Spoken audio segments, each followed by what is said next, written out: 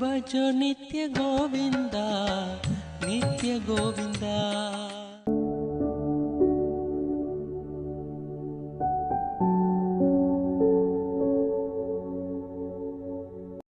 மோனம் அப்படிங்கிற வேர்டு கொஞ்சம் புதுசாக இருக்குது அப்படின்னு சொல்லியிருந்தாரு ஆதிஷி. அதுக்கு இது மௌனம் அப்படிங்கிறதுலேருந்து கொஞ்சம் டிஃப்ரெண்ட்டு, ரொம்ப வேற மாதிரி ஒரு மீனிங் அதுக்கு.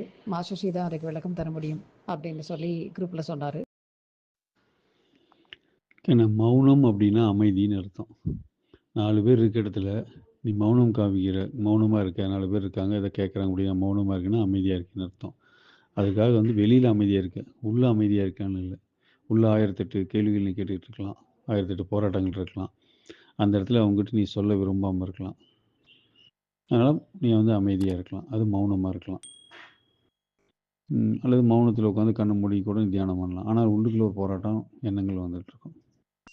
அதாவது வெளிப்புறத்தில் நீ அமைதியாக இருக்கிறதுக்கு பேர் மௌனம். அந்த இடத்துல சத்தம் இல்லாமல் இருக்கும், அமைதியாக இருக்கும், அது பேர் மௌனம்.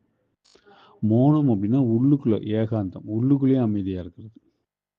வெளியில் எவ்வளோ சத்தமாக இருந்தாலும் நமக்கு கடை வீதியில் இருக்கலாம், பஸ் ஸ்டாண்டில் இருக்கலாம், எங்கே வேணாலும் இருக்கலாம், வெளியில் எவ்வளோ சத்தம் வேணாலும் இருக்கலாம். ஆனால் உள்ளுக்குள்ளே பார்த்தீங்கன்னா ஏகாந்தமாக இருப்பேன். உள்ளுக்குள்ள ஒரு அமைதி இருக்கும், தாட்லெஸ் ஸ்டேஜ், அது பேர் மௌனம். ஸோ நீ வெளியில் அமைதியாக இருந்தீங்கன்னா, பேசாமல் மௌனம் வந்தீங்கன்னா அதுக்கு பேர் மௌனம். உள்ளுக்குள்ளே இருக்கலாம், இல்லாமல் இருக்கலாம்.